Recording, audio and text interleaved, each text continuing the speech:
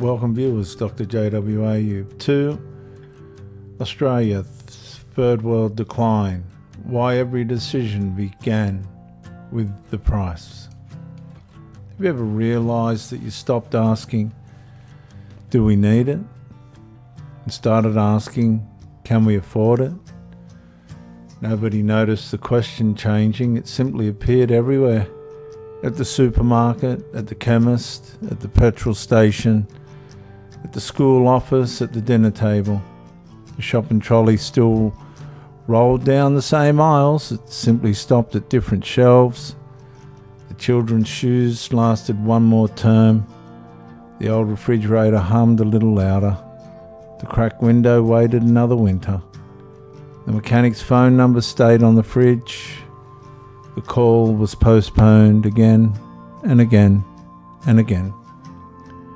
The dentist became next month became next year. The family photograph was still taken. Only fewer people smiled without thinking, and the calculator quietly joined every conversation, every invitation, every celebration, every repair, every dream.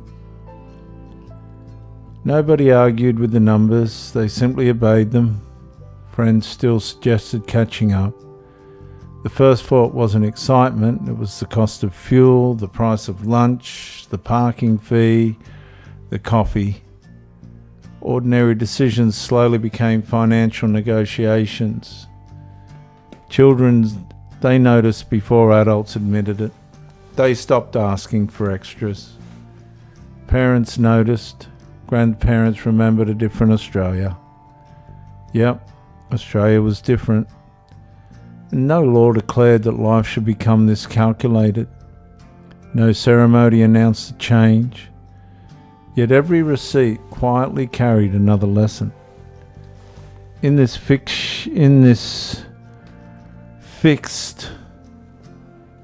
place that Australia has come to, the fluidity only goes deeper and deeper into financial stress. The behavioural horror story. The greatest poverty was not empty pockets in Australia. It was the gradual replacement of freedom with constant calculation, one ordinary decision at a time, until people no longer measured life by possibilities. They measured life by prices.